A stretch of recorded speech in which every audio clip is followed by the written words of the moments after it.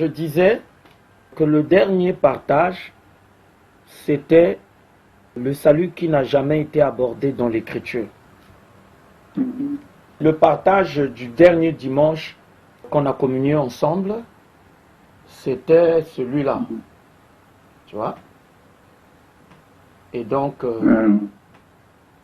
on avait des difficultés pour donner un titre au partage. Ouais, je me rappelle. Voilà.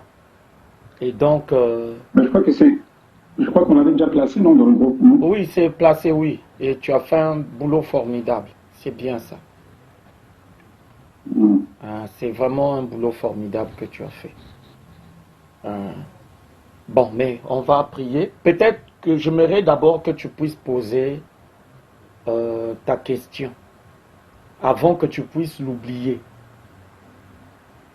Non, c'est pas vraiment une question en tant que telle, mais c'est beaucoup plus, au fait, un éclaircissement sur le séjour des morts, en fait. Qu'est-ce que tu vois? Je sais que tu nous en as parlé à l'époque, parce que hier, j'ai discuté un peu avec, j'ai échangé avec Léna, là, et on est tombé sur ce sujet-là, où elle me disait que Jésus, les gens qui sont morts à son époque, là, et qui se trouvaient de l'autre côté, il a fallu que lui prenne les clés du séjour des morts, etc., etc. Bon. Après, je me suis un peu embrouillé dedans, tu vois, et tout ce que j'ai retenu, tout ce que j'ai tiré comme conclusion, c'était que tous ces gens-là sont dans le séjour des morts, ceux qui ne sont pas dans le repos, en fait, parce que Mais, on ne peut venir que lorsque, ouais, normalement, comme nous le savons. voilà, le repos ne vient pas sans C'est un peu l'achèvement. l'éclaircissement que je veux que tu me donnes. Le repos n'existe pas sans achèvement. Amen. Hein? Ça, c'est un principe sur lequel il faut qu'on tombe tous d'accord. Même Jésus, Amen. après sa résurrection, n'est pas encore parvenu à l'achèvement. Amen. Vous voyez? Parce que l'achèvement est le domaine de la vie éternelle. Et quand on parle de la vie éternelle, c'est la vie de la perfection de Dieu. Amen. Voilà. C'est-à-dire que vous ne pouvez pas parler de la vie éternelle tant que le parfait n'est pas révélé.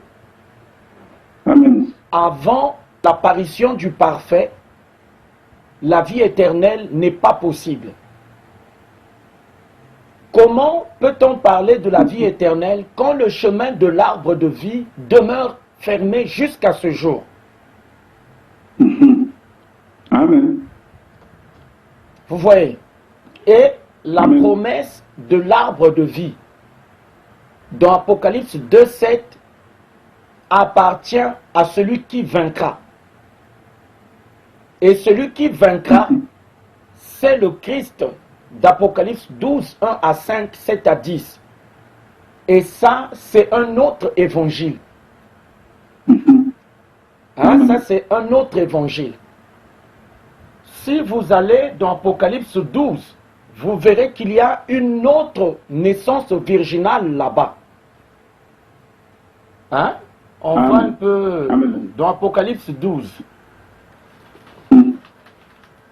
Parce que ces choses-là, la foi annonce de ces choses que vous croyez déjà être accomplies, alors qu'au fond, qui ne le sont pas encore. Amen. Donc, c'est pas la peine de rentrer en discussion avec la sœur Léna parce que elle reçoit les enseignements de la foi. Or, vous, maintenant là, je précise, je vous apporte seulement des précisions en ce qui concerne la prophétie de la nuée qui arrive, mais je n'ai pas des enseignements sur le plan doctrinal, je n'en ai pas.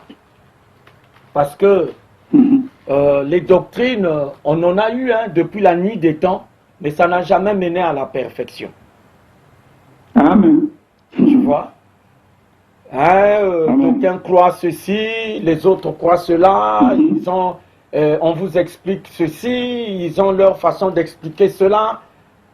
Vous voyez, les choses comme le séjour des morts, c'est un séjour qui est ouvert tant que le chemin de l'arbre de vie n'est pas décelé.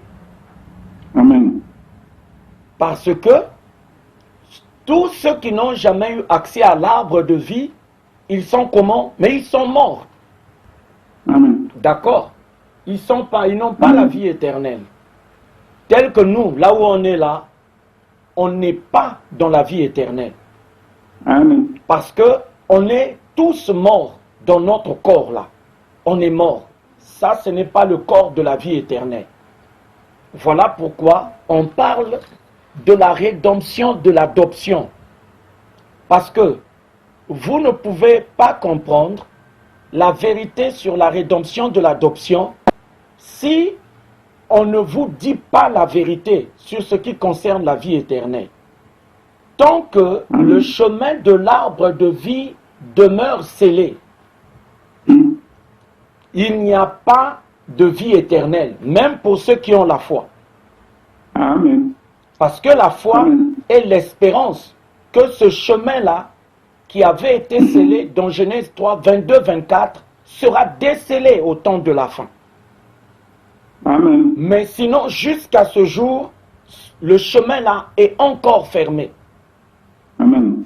Voilà pourquoi on parle du prophète du temps de la fin, que Josué a représenté, que Noé a représenté, que Lot a représenté en sortant de Sodome et Gomorrhe. Amen. Donc, écoute ça. Dans Apocalypse 12, on nous montre à qui on va donner l'arbre de vie, à qui on va ouvrir le chemin de l'arbre de vie. On nous dit un grand signe parut dans le ciel. Une femme enveloppée du soleil et la lune sous ses pieds, une couronne de 12 étoiles sur sa tête. Elle était enceinte et elle criait, était en travail et dans les douleurs de l'enfantement. Donc ça, c'est une autre naissance virginale. Ce n'est plus la naissance de Jésus, ça, dans Apocalypse 12. Amen. Vous voyez, on dit un grand signe parut dans le ciel. Une femme enveloppée du soleil, la lune sous ses pieds et une couronne de 12 étoiles sur sa tête. Elle était enceinte et elle criait étant en travail et dans les douleurs de l'enfantement. Et cette femme-là, c'est la nouvelle Jérusalem céleste. Amen. Donc, s'il y a eu une naissance virginale selon la chair, il y a aussi une naissance virginale selon les sceaux. Amen. Vous voyez? Parce que Jésus est de la naissance virginale selon la parole ou la chair. Amen. Et cette femme qui est en travail là, qui est la nouvelle Jérusalem céleste, elle était enceinte. Tu vois ça? Et on nous dit au verset 5, elle enfanta un fils qui doit paître toutes les nations avec une verge de fer. Donc quand on dit dans l'Apocalypse, à celui qui vaincra, je donnerai, parce que c'est très important. Nous, Amen. quand on lisait à celui qui vaincra, on se disait à ceux qui vaincront. Or non, on dit bien à celui qui vaincra, c'est un seul. Amen. À celui qui vaincra, je donnerai à manger de l'arbre de vie qui se trouve dans le paradis de Dieu. Maintenant, pour avoir accès à l'arbre de vie qui est dans le paradis de Dieu, il faut que le chemin fermé de Genèse 3, 22, 24, empêchant la vie éternelle avant le temps de la fin, puisse être décelé. Décelé. Amen. Amen. Est-ce que vous comprenez ça? C'est-à-dire que Amen. c'est un peu comme quand vous lisez l'enseignement sur les deux arbres, l'arbre de la connaissance du bien et du mal et l'arbre de la vie. Dans la parole, on dit que l'arbre de vie, c'est Jésus. Et l'arbre de la connaissance Amen. du bien et du mal, c'est le diable. Mais dans les promesses, Jésus ne peut pas être l'arbre de vie parce qu'il n'est Amen. pas l'enfant mâle qui naît de la Vierge d'Apocalypse 12:1. Lui, il est l'enfant mâle qui est né de la Vierge selon la chair. Amen. Vous voyez ça? Parce qu'il faut bien qu'on sache à quel moment le chemin de Genèse 3, 22, 24 est ouvert. Et ici, dans Apocalypse 2:7, on dit, c'est quand celui qui vaincra va venir. Et celui qui vaincra là, c'est le corps de Christ. Amen. C'est Christ le corps. Donc il s'agit du Fils de l'homme de Daniel 7, 13 à 14. Amen. Donc c'est le Christ de l'ancien des jours. Tant que le Christ de l'ancien des jours n'est pas révélé, le chemin de l'arbre de vie demeure scellé. Il ne peut être ouvert. Amen. Vous voyez, on a dit aux gens de la parole que le fait qu'ils avaient reçu Jésus, ils ont reçu la vie éternelle. Mais pourquoi dans Apocalypse 2:7, l'arbre de vie n'est pas accessible aux 7 chandeliers d'or d'Apocalypse 1:10 avant? Amen. C'est une question. Amen. Vous voyez ça?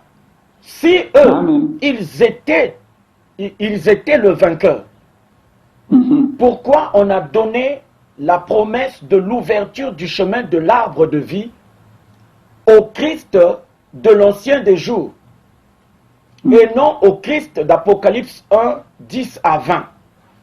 Amen. Parce qu'il y a deux fils de l'homme. Il y a le Fils de l'homme, Jésus-Christ, qui est un individu. Et il y a le Fils de l'homme de Daniel 7, 13 à 14, qui est le corps de Christ, qui est constitué de plusieurs saints. Amen. C'est pas pareil. Amen.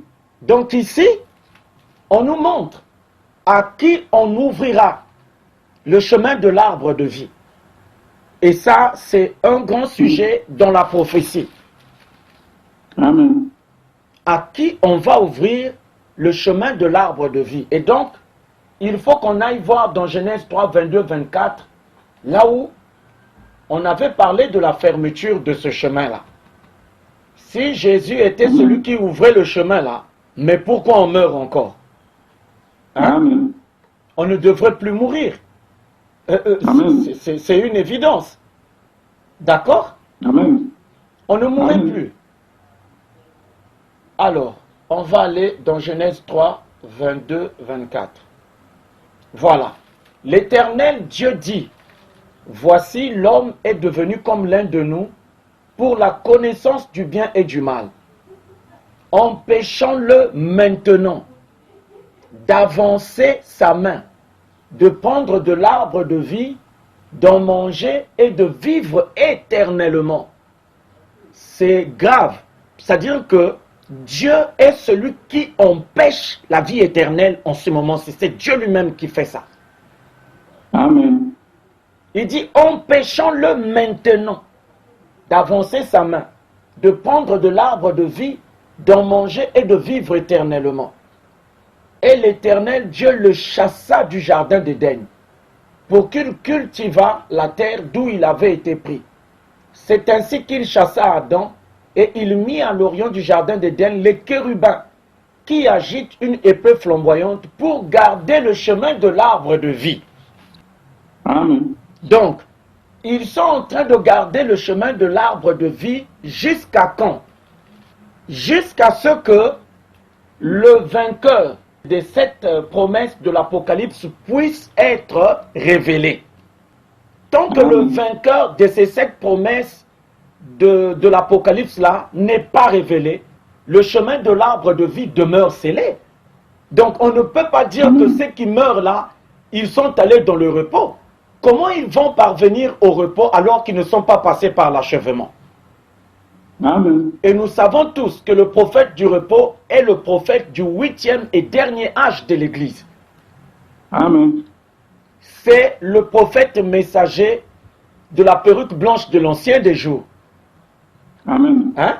On va dans Apocalypse 2:7 là. On va là-bas. Parce que on s'est trop fourvoyé là. Sur ce qui concerne la vie éternelle. Amen. Si déjà, dans l'âge d'Éphèse, le prophète Branham dit qu'ils avaient mangé l'arbre de la connaissance du bien et du mal. Donc la mort, c'est un âge de mort. Ce n'est pas un âge de vie éternelle. Amen. Ça veut dire quoi? Dans l'âge d'Éphèse, Dieu a ramené la même malédiction qu'il avait placée dans Genèse 3, 22, 24, dans le mystère révélé des 7 chandeliers d'or d'Apocalypse 1, 10 à 20. Qu'est-ce que ça veut dire? Ça veut dire que la vie éternelle est impossible dans ces âges-là. C'est ce que ça veut dire. Amen. Hein? C'est très important Amen. que vous puissiez connaître ces vérités-là. Amen. On nous dit non, l'arbre de la connaissance du bien et du mal, c'était Satan, et l'arbre de la vie éternelle, c'est Jésus. Mais ceux qui ont Jésus sont en train de mourir. Amen. Alors, comment est-il l'arbre de vie éternelle? Parce que celui qui le mange ne peut plus mourir. Ne veux pas. Amen.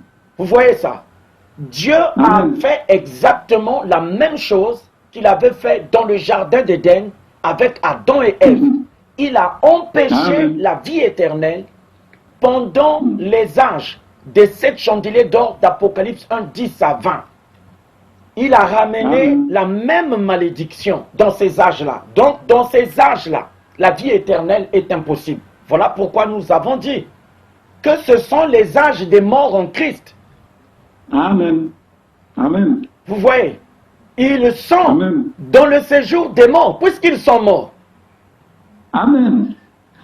C'est des Amen. morts, ils sont morts. Parce qu'ils ont Amen. vécu avant le temps de la manifestation de celui qui vaincra. Le Christ d'Apocalypse Amen. 12, 1 à 5, 7 à 10. Ça, c'est un autre évangile. Et ça nécessitera une autre naissance virginale. Parce que Jésus Amen. est né virginalement, selon la parole, selon la chair. Mais le Fils de l'homme Amen. d'Apocalypse 12, 1 à 5 naîtra virginalement selon l'ouverture des seaux. Vous voyez, Amen. tant que le Christ de la naissance virginale, de l'ouverture des seaux n'est pas révélé, le chemin de l'arbre de vie demeure scellé. Amen. Et c'est une vérité qui est très flagrante. Pourquoi? Parce que Dieu l'a caché à ceux de la parole. Amen. Vous voyez ça? Puisque eux, on Amen. leur a fait croire que l'arbre de la connaissance du bien et du mal, c'est Satan, et l'arbre de la vie éternelle, c'est Jésus. Mais comment? Ils ont mangé l'arbre de vie et ils continuent de mourir. Comment ça? Alors que Paul dit le dernier ennemi qui sera vaincu, c'est la mort. Mais pour vaincre la mort, Amen. il faut manger l'arbre de vie. C'est un Amen. fait clair que ceux qui avaient Amen. mangé l'arbre de la connaissance du bien et du mal sont morts physiquement. Mais pourquoi ceux qui ont soi-disant mangé l'arbre de vie subissent le même sort que ceux qui ont mangé l'arbre de la connaissance du bien et du mal? Amen. Vous voyez ça? Dieu Amen. a fait quelque chose de grave dans l'âge d'Éphèse avec Paul. Le reproche que l'Esprit a fait à l'âge d'Éphèse a fait que Dieu a ramené exactement la même malédiction qu'il avait placée dans Genèse 3, 22, 24 pour empêcher la vie éternelle dans ces âges-là. Puisque l'âge Amen. d'Éphèse, c'est l'âge fondamental. Vous voyez ça? Amen. Hein? Dans Apocalypse 2, 7, on va voir. Qu'est-ce qu'on dit? À qui est-ce que Dieu va ouvrir le chemin de l'arbre de vie? Parce qu'il a empêché à Adam et Ève. Il leur a empêché. Mais il y a quelqu'un à qui il ne pourra pas empêcher d'accéder à l'arbre de vie. Et ça, c'est le corps de Christ. C'est le Christ. Le corps. Hein? Amen. Écoutez. Amen. Écoute, ça c'est, il dit à Éphèse, souviens-toi donc d'où tu es tombé. Hein, dans Apocalypse 2.5. Il Amen. se présente d'abord. Dans Apocalypse 2, oh là là. Écrit à l'ange de l'église d'Éphèse. Voici ce que dit celui qui tient les 7 étoiles dans sa main droite. Celui qui marche au milieu des 7 chandeliers d'or. Je connais tes œuvres, ton travail et ta persévérance. Je sais que tu ne peux supporter les méchants, que tu as éprouvé ceux qui se disent apôtres et qui ne le sont pas, et que tu les as trouvés menteurs. que tu as de la persévérance, que tu as souffert à cause de mon nom, et tu ne t'es point lassé. Mais ce que j'ai contre toi, c'est que tu as abandonné ton premier amour. Souviens-toi donc d'où tu es tombé. Vous voyez ça? L'âge de l'église d'Éphèse est exactement l'âge du commencement de l'Éden, là où l'homme et la femme sont tombés devant la parole. Et quand ils sont tombés, la mort est venue. Donc, dans ces âges de cette chandelier d'or d'Apocalypse 1, 10 à 20, voici la vérité. Il n'y a pas la vie éternelle là-bas. Il n'y en a pas. Amen. Amen. Parce que c'est l'Esprit qui dit, ce que j'ai contre toi, c'est que tu as abandonné ton premier amour. Souviens-toi donc d'où tu es tombé. Amen. C'est l'âge de la chute. Or, on sait tous que lorsqu'il y a eu la chute en Éden, qu'est-ce que Dieu a fait pour empêcher la vie éternelle? Qu'a fait Dieu? Mais il l'a dit. Voici que l'homme est devenu comme l'un d'entre nous, dans la connaissance du bien et du mal. Empêchons-le. Cette partie-là de la prophétie de Genèse 3, 22-24, les gens ne savent pas, quand ils sont là, non, on a la vie éternelle, comment ils ont la vie éternelle. Alors que depuis l'âge d'Éphèse, il y a eu la chute, exactement comme Adam et Ève en Éden. Vous voyez ça? Et on sait tous que fait la chute lorsque ça arrive. Ça vous empêche d'avoir la vie éternelle. Vous voyez? Maintenant, écoutez, il dit ça à l'âge d'Éphèse au verset 7. Que celui qui a des oreilles entende ce que l'Esprit dit aux églises. À celui qui vaincra, je donnerai à manger de l'arbre de vie qui est dans le paradis de Dieu. Ça, c'est un message qui est très important. Qui est celui qui vaincra? Celui qui vaincra ne sort pas de cet âge, de cette chandelier d'or d'Apocalypse 1, 10 à 20. Celui qui vaincra ne sort pas de l'évangile de l'ancienne venue de Jésus. Amen. Il ne sort pas de là. Amen. Il faut un autre évangile pour que celui qui vaincra là puisse être révélé. Et ça, c'est Apocalypse 12, 1 à 5, 7 à 10 qui nous le révèle. Parce que la femme qui doit enfanter celui qui vaincra, c'est la nouvelle Jérusalem céleste. Amen. Et pour que la nouvelle Jérusalem céleste puisse enfanter cet homme-là, l'homme de Genèse 18, 10 a, qui avait promis revenir l'an prochain, il doit d'abord revenir. Et cet homme-là n'est jamais revenu dans les 7 âges des 7 assemblées d'Apocalypse 1, 10 à 20. Non, cet homme-là n'est jamais revenu là-bas. Vous voyez? Il dit, je donnerai à manger l'arbre de vie à celui qui vaincra. Donc le chemin de Genèse 3, 22-24, on repart là-bas parce que ça c'est une chose qui nous a été longtemps cachée. Nous, on ne pouvait pas comprendre ça jusqu'à ce que Dieu nous ait fait la grâce de connaître la vérité à ce sujet-là. Que l'âge d'Éphèse, c'est l'âge de l'Éden. C'est l'âge de la chute. Amen. Et c'est un âge qui a la même malédiction que Genèse 3, 22-24. C'est-à-dire que dans ces âges-là, Dieu empêche la vie éternelle. C'est lui-même qui le fait. Maintenant, on va nous dire, dans les âges où Dieu est en train d'empêcher la vie éternelle, ils ont mangé l'arbre de vie. Comment? Hein? Alors que quand les gens ont mangé l'arbre de la connaissance du bien et du mal, la conséquence a été immédiate. Hein? Hein? La mort ne s'est pas fait prier. D'accord? Voilà, on nous dit ceci, écoutez. L'Éternel Dieu dit, voici l'homme est devenu comme l'un de nous pour la connaissance du bien et du mal. Écoutez, hein, empêchons-le maintenant d'avancer sa main. Pourquoi on a dit que c'est à celui qui vaincra qu'on donnera à manger l'arbre de vie? l'Esprit veut tout simplement dire à ceux de la foi que c'est lui-même qui empêche la vie éternelle dans ces âges-là. Amen. Et nous avons vu que la vie éternelle est la vie de la perfection de Dieu. Et quand on parle de la perfection, on parle de l'achèvement. Amen. Vous voyez, ils ne peuvent pas nous dire que les morts en Christ de la foi sont dans le repos. Non, ils n'y sont pas. Amen. Ils n'y sont pas.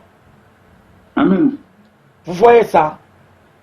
Amen. Parce que pour avoir l'arbre de vie, il faut passer par le déluge de Noé, ou le Jourdain de Josué, ou la pluie de feu de soufre de Lot à Sodome et Gomorrhe. Amen. Vous voyez ça? Là où il y a la chute, Dieu empêche lui-même la vie éternelle. Vous ne pouvez pas l'avoir. Voilà pourquoi on dit de la foi que c'est une ferme assurance des choses qu'on espère. Ils ne l'ont pas. Ils n'ont pas la vie éternelle. Comment on va avoir la vie éternelle quand le chemin de l'arbre de vie est fermé et que celui qui est élu à avoir accès à l'arbre de vie n'est pas révélé dans votre évangile? Vous voyez, Genèse 3, 22, l'Éternel Dieu dit, voici l'homme est devenu comme l'un de nous pour la connaissance du bien et du mal. Et ça, c'est une connaissance qui vient de la parole. Vous voyez, c'est la connaissance de Dieu selon le Deutéronome. Deutéronome signifie le livre de deux lois. Il y a la loi du bien et il y a la loi du mal. Vous voyez ça? Il dit, empêchons-le maintenant d'avancer sa main, de prendre de l'arbre de vie, d'en manger, de vivre éternellement. Vous voyez? Et l'Éternel Dieu le chassa du jardin d'Éden pour qu'il cultivât la terre d'où il avait été pris. C'est ainsi qu'il chassa Adam, et il mit à l'orient du jardin d'Éden les chérubins, qui agitent une épée flamboyante pour garder le chemin de l'arbre de vie. Jusqu'à quand? Jusqu'à ce que celui qui vaincra puisse venir. Il y a un délai. Est-ce que vous me comprenez là? Il y a un délai quant à la malédiction de Genèse 3, 22, 24. Le chemin de l'arbre de vie doit rester scellé jusqu'à ce que celui qui vaincra, selon Apocalypse 2, 7, puisse venir au monde. Et nous voyons dans Apocalypse 12, 1 à 5, comment, c'est-à-dire comment celui qui vaincra va venir au monde. Il faut pour cela un autre évangile. Parce que la femme qui doit enfanter celui qui vaincra là, le corps de Christ, ce n'est plus Marie qui avait enfanté Jésus. Et nous voyons que le fils mâle qui est né dans Apocalypse 12, 1 à 5, 7 à 10, est le fils de l'homme de Daniel 7, 9, de la venue de l'ancien des jours. Amen. Donc, tant que l'ancien des jours n'est pas venu, Apocalypse 12, 1 à 5, 7 à 10 est impossible. Et il faut pour cela un autre testament, un autre évangile. C'est-à-dire que c'est le Christ qui est révélé dans une autre rédemption. Et c'est la rédemption de l'achèvement, le placement. Amen. Vous voyez ça? On va aller dans Apocalypse 12. Parce que beaucoup de gens, quand on parlait, le chemin de l'arbre de vie est fermé, mais ils ne pouvaient pas nous dire à quel moment ce chemin-là sera ouvert. Quand? C'est dans le chandelier déjà qu'on nous apprend, on nous dit, ah, celui qui vaincra, on lui donnera à manger l'arbre de vie qui se trouve dans le paradis de Dieu. Vous voyez? Maintenant, dans Apocalypse 12, on nous révèle qui est le vainqueur. Amen. Apocalypse 12. Voilà. Écoutez. Un grand signe parut dans le ciel, une femme enveloppée du soleil, la lune sous ses pieds et une couronne de 12 étoiles sur sa tête. Elle était enceinte et elle criait étant au travail et dans les douleurs de l'enfantement. Il y a un parallèle entre Apocalypse 12, 1 à 5 et la naissance de Jésus selon l'évangile de Matthieu. Mm. Vous voyez ça? Ça, c'est Amen. une autre naissance virginale. Donc, Amen. il y a deux naissances virginales. Il y a la naissance virginale de l'ancienne venue de Christ. Et il y aura une nouvelle naissance virginale dans la nouvelle venue de Christ. Et à chacune des venues de Christ, il y a une vierge qui n'a jamais connu d'homme, qui doit être enceinte pour enfanter celui qui vaincra. Vous voyez? Un grand signe parut dans le ciel. Une femme enveloppée du soleil, la lune sous ses pieds et une couronne de 12 étoiles sur sa tête. Elle était enceinte et elle criait étant au travail et dans les douleurs de l'enfantement. Un autre signe parut encore dans le ciel. Voici, c'était un grand dragon rouge ayant 7 têtes et 10 cornes et sur ses têtes 7 diadèmes. Sa queue entraînait le tiers des étoiles du ciel et les jetait sur la terre. Le dragon se tint devant la femme qui allait enfanter afin de dévorer son enfant lorsqu'elle aurait enfanté. Regardez les parallèles entre Apocalypse 12 et la naissance de Jésus selon la chair. Amen. Dans Apocalypse 12, on traite maintenant de la promesse de Genèse 3, 15, 1 qui avait dit « La sémence de la femme écrasera la tête du serpent ». Amen. Donc quand on a fermé le chemin de l'arbre de vie là, il ne pourra pas être ouvert tant que cette postérité-là n'est pas révélée. Or, on se rend compte que ce n'est pas Jésus, parce que même avec Jésus, la route n'a pas été ouverte. Amen. Les gens continuent de mourir. Si Jésus était celui-là, les gens ne mourraient plus. Amen. Même avec Jésus, les gens meurent. Que ce soit dans le paradis du baptême du Saint-Esprit, que ce soit dans le séjour des désincarnés, des ténèbres là, tout ça, c'est le séjour des morts. Amen. Parce que la vie se trouve dans le repos de Dieu. Et on a bien dit que tout cela, à la fois desquels témoignage a été rendu, ils sont morts sans avoir obtenu les choses promises. Amen. Vous voyez ça? Ils les ont vus saluer de loin, donc ils ne sont pas arrivés à l'arbre de vie, ils ne sont pas arrivés là-bas. Vous voyez ça? Amen. Et on dit, elle enfanta un fils qui doit paître toutes les nations avec une verge de fer. Et son enfant fut enlevé vers Dieu et vers son trône. Ici, là, on ne Amen. parle plus de Jésus. Amen. Et là, c'est une autre naissance virginale. C'est un autre testament. D'accord? Et on le voit bien. Au verset 7, il eut guerre dans le ciel. Michel et ses anges combattirent contre le dragon. Et le dragon et ses anges combattirent. Mais ils ne furent pas les plus forts et leur place ne fut plus trouvée dans le ciel. Il fut précipité le grand dragon, le serpent ancien. C'est-à-dire, tant que le serpent ancien n'est pas vaincu, l'arbre de vie ne peut pas être décelé. Et nous avons vu dans la prophétie de Daniel 7 que tant que l'ancien des jours ne vient pas, on ne peut pas vaincre le dragon. Parce que c'est l'ancien des jours, via son jugement, qui met fin au règne du dragon. Il met fin à ça comment? Quand il manifeste le Fils de l'homme de Daniel 7, 13 à 14, qui a la vocation céleste. D'accord? C'est un autre salut. Amen. Et j'entendis dans le ciel une voix forte qui disait, une voix, hein, et j'entendis dans le ciel une voix forte qui disait, maintenant le salut est arrivé, et la puissance et le règne de notre Dieu et l'autorité de son Christ. Car il a été précipité l'accusateur de nos frères, celui qui les accusait devant notre Dieu nuit et jour. Vous voyez? Donc Amen. ici, c'est l'évangile d'un autre salut. Et ça, c'est l'évangile du salut de l'ancien des jours. Apocalypse 12, 1 à 5, 7 à 10 là. C'est l'évangile du salut de l'ancien des jours.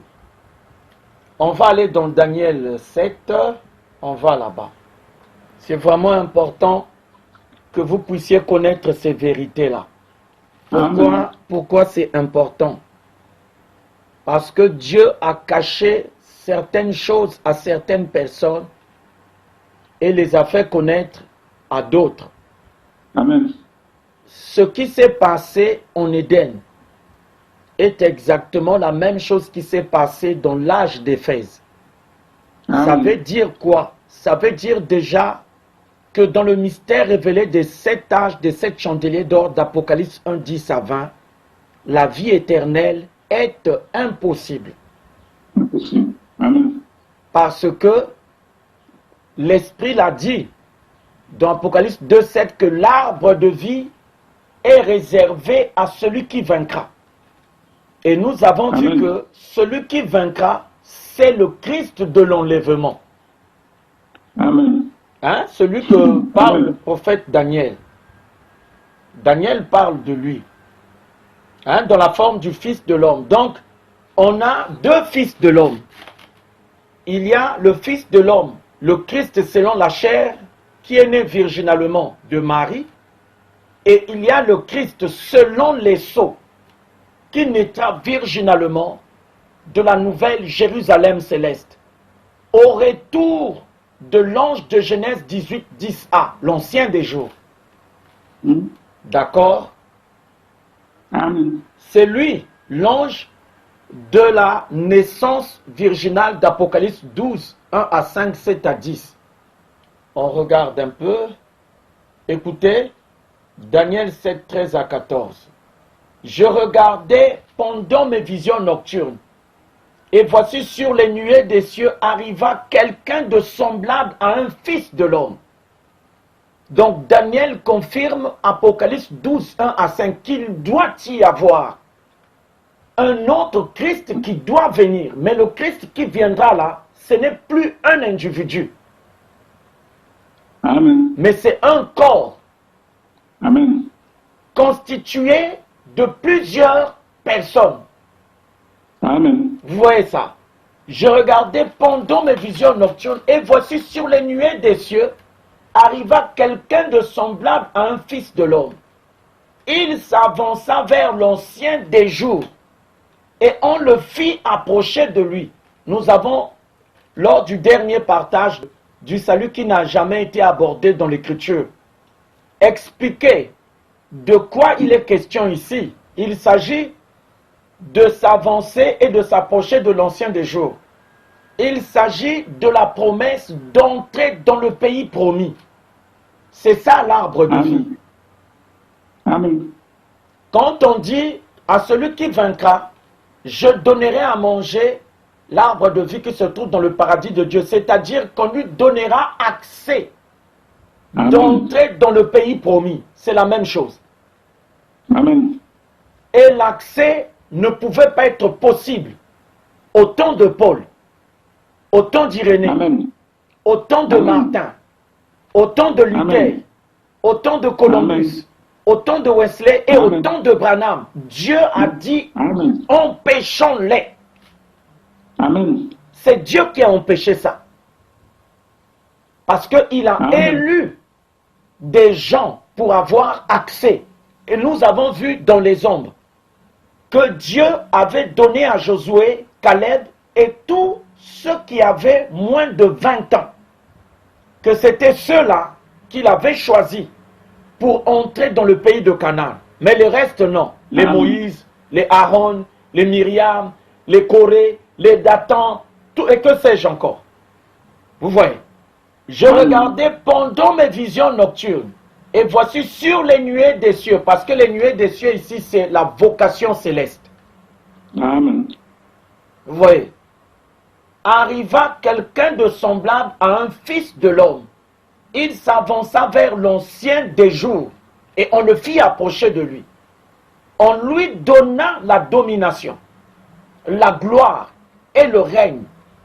Vous voyez, sa domination est une domination éternelle qui ne passera point, et son règne ne sera jamais détruit.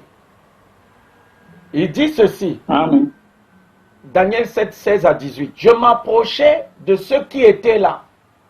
Je m'approchais de l'un de ceux qui étaient là et je lui demandais ce qu'il y avait de vrai dans toutes ces choses. Il me le dit et m'en donna l'explication. Ces 4 grands animaux, ce sont 4 rois qui s'élèveront de la terre. Mais les saints du Très-Haut, voilà. Mais les saints du Très-Haut recevront le royaume. Amen. Et ils posséderont le royaume éternellement, d'éternité en éternité. Donc le Fils de l'homme Amen. qui s'approche de l'ancien des jours, qu'on fait avancer près de lui, ce n'est pas Jésus. Amen. Vous voyez ça? Ce n'est pas Jésus. Ce sont les saints du 8e âge de l'Église. Amen. Amen. Vous voyez? Parce que ce sont eux qui, aux yeux de l'Esprit, constituent le Christ, le corps. Et nous avons vu dans Apocalypse 12, 1 à 5, 7 à 10, qu'on parle de la venue du règne de Dieu et de son Christ. Amen. Vous voyez? Il dit, mais les saints du Très-Haut recevront le royaume, et ils posséderont le royaume éternellement, d'éternité en éternité. Mais non, ces saints-là, pour qu'ils soient saints, il faut qu'ils naissent virginalement de l'ouverture des sceaux. Amen. Ils doivent naître de la Jérusalem céleste. Donc ça n'a pas de rapport avec la Jérusalem des Juifs là. Ce n'est plus ça. Amen. Vous voyez ça? On repart un peu dans Apocalypse 12. Parce que quand les gens le lisent, ils ne savent pas qu'il s'agit d'un autre évangile. Amen. Hein? Amen. Que Marie, en fait, n'a fait que préfigurer quelque chose qui viendrait plus tard. Parce qu'on a bien dit, hein, la loi ne possède pas l'exacte représentation des choses, mais une ombre des biens à venir. Amen. Marie, Jésus, les disciples, tout cela, ce sont les ombres des choses qui viendront dans le testament de l'ancien des jours. Amen. Amen. C'est très important. On dit, Amen. un grand signe parut dans le ciel. Une femme enveloppée du soleil, la lune sous ses pieds, une couronne de 12 étoiles sur sa tête. Là, déjà, on sait tous que ce n'est pas Marie. Marie n'a jamais été une reine, elle n'a jamais été couronnée. Amen. Vous voyez ça? Or, ici, c'est un langage pour parler de la Jérusalem céleste. Amen. Hein, le grand signe qui apparaît là, dans Apocalypse 12, 1, c'est le temps de la nouvelle Jérusalem céleste, conformément à la promesse de Genèse 18, 10a, que l'ange avait donné à Abraham, que l'an prochain, à la même saison, je reviendrai, et Sarah, ta femme, aura un fils. Le fils que Sarah doit enfanter, ce n'était pas Isaac, ce n'était pas Jésus, mais c'est Christ le corps. Amen. Vous voyez ça? Parce que l'héritage, dans Galates 3, on le dit bien, dans Galates 3, 15, on dit, les promesses ont été faites à Abraham et à sa postérité. Maintenant, la postérité de la promesse d'Abraham, c'est qui? Vous comprenez ça? Amen. Ah oui. Ceux de la parole nous disent non, la postérité promise à Abraham, c'est Jésus. Non. Si Jésus était la postérité d'Abraham selon la promesse, Apocalypse 12 n'a aucun sens dans la Bible. Amen. Parce qu'Apocalypse 12 et Daniel 7 annoncent la venue d'un autre Christ après Jésus. Amen. Vous voyez ça? Hein? Dans Galates, allons dans Galates 3 là, parce que c'est là où Paul parle de ça. Mais à l'époque, quand nous on lisait ça, on se disait que le Christ c'était Jésus, puisque c'est tout ce que nous savions, on ne connaissait pas mieux. Écoutez, frère, je parle à la manière des hommes. Une disposition en bonne et due forme bien que faite par un homme, n'est annulée par personne et personne n'y ajoute. Écoutez ça, hein. Or, les promesses ont été faites à Abraham et à sa postérité. Il n'est pas dit et aux postérités comme s'il s'agissait de plusieurs, mais en tant qu'il s'agit d'une seule et à ta postérité, c'est-à-dire à Christ. Et le Christ dont il est question ici, ce n'est pas le Christ de l'ancienne venue de Jésus. Non. C'est le Christ d'Apocalypse 12, 1 à 5, 7 à 10. De Daniel 7, 9 à 10 à 13 à 14, 17 à 18 et 22 qui vaincra le dragon. Vous voyez ça? Donc, quand on a fermé le chemin de l'arbre de vie dans Genèse 3, 22 à 24, dans Apocalypse 2, 7, on nous dit que le chemin là sera ouvert à celui qui vaincra. Il s'agit du peuple de l'enlèvement, de la nouvelle venue de Christ. Est-ce que vous êtes avec moi? Or, les promesses ont été faites à Abraham et à sa postérité. Il n'est pas dit et aux postérités, comme s'il s'agissait de plusieurs, mais en tant qu'il s'agit d'une seule et à ta postérité, c'est-à-dire à Christ. Voici ce que j'entends. Une disposition que Dieu a confirmée antérieurement. Voilà. Le corps de Christ n'a pas part au testament du Sinaï. Est-ce que vous me suivez? Et c'est grave ce que Paul dit ici. Il dit que le testament de Dieu avec Abraham pour le corps de Christ existe déjà avant même la commission de Moïse.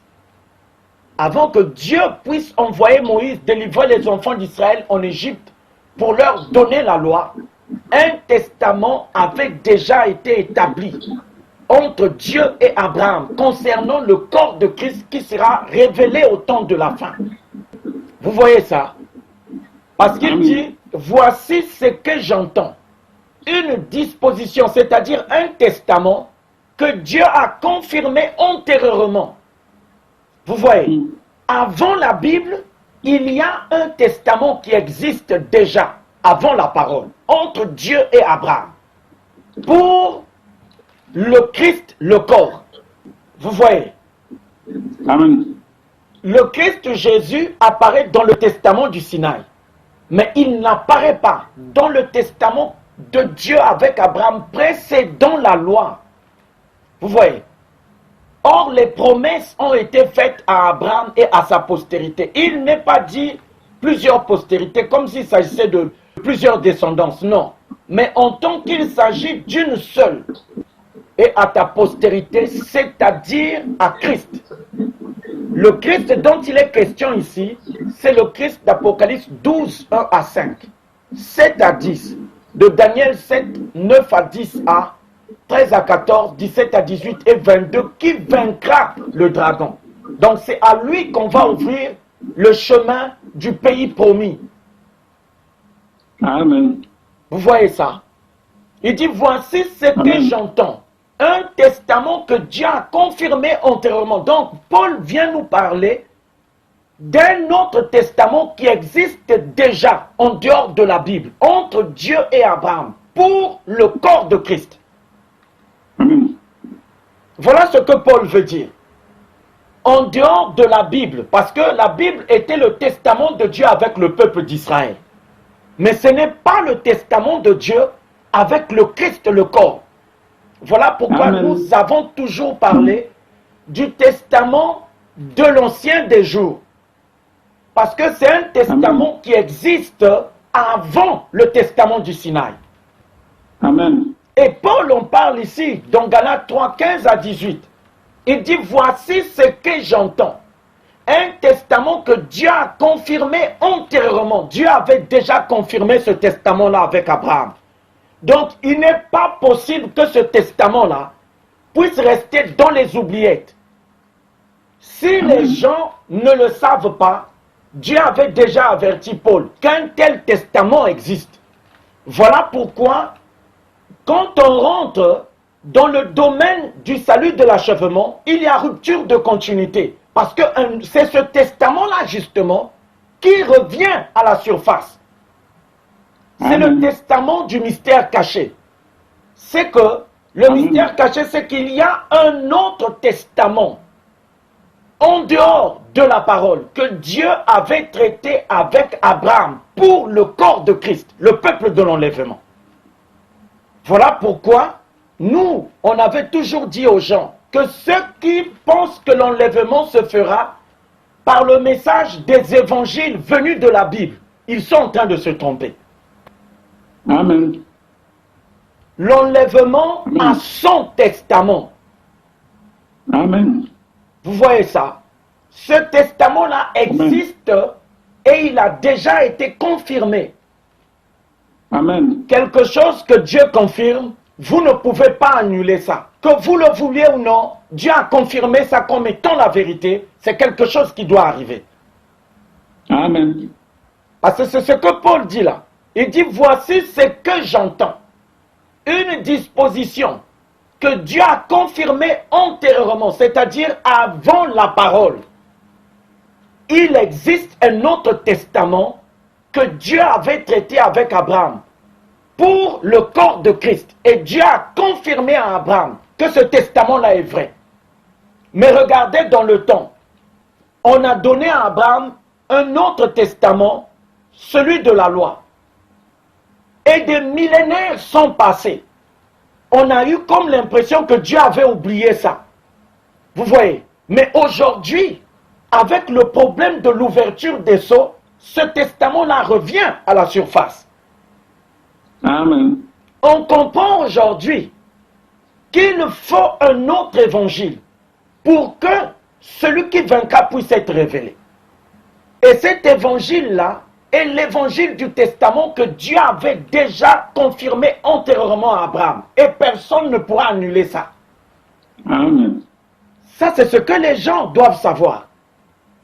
Amen. La loi est apparue 430 ans plus tard avec Moïse. Mais avant la Bible, le testament des sceaux, c'est le testament antérieur que Dieu avait parlé à Abraham pour le corps de Christ au temps de la fin.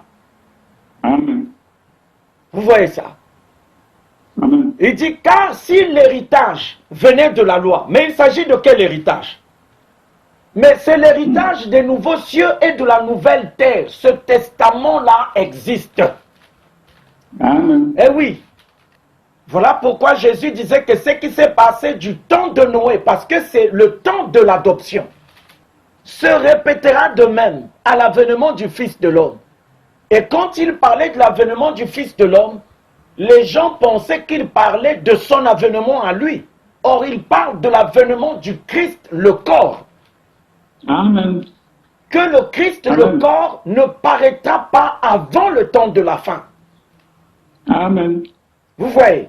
Et donc, quand on est Amen. dans Apocalypse 12, on est au temps de la fin. Ce n'est plus le temps des Amen. 7 chandeliers d'or d'Apocalypse 1, 10 à 20. Tout comme Daniel 7, 9 à 10 à 13 à 14, 17 à 18 et 22, on est au temps de la fin. Amen. Il y a deux constellations des anges. Il y a la constellation des anges des âges du campement et il y a la constellation des anges du 8e et dernier âge de l'Église, de l'héritage, de l'adoption. Amen. Vous voyez ça? Paul dit, Amen. or les promesses ont été faites à Abraham et à sa postérité. C'est-à-dire, qu'est-ce que je vais vous dire? Tant que le testament antérieurement confirmé par Dieu à Abraham n'est pas décelé, parce que c'est ce qui se trouve dans l'arche. Quand Charles Price dit, au chercheur qui en sera digne, il sera donné accès à des choses nouvelles et fraîchement révélées. Il dit, dans ce but, l'arche du témoignage qui se trouve dans le ciel. Parce qu'il s'agit de ce testament-là. Amen. C'est de ça que Paul parle. Quand il dit, voici ce que j'entends. Une disposition que Dieu a confirmée antérieurement. Il s'agit du testament de Dieu avec Abraham pour l'héritage des nouveaux cieux de la nouvelle terre. Amen. Ce testament-là a précédé la Bible. Voilà pourquoi dans la Bible, on leur a donné les images et les ombres de ces choses-là qui se trouvent dans la nouvelle création de Dieu. Amen. Vous voyez ça? Amen.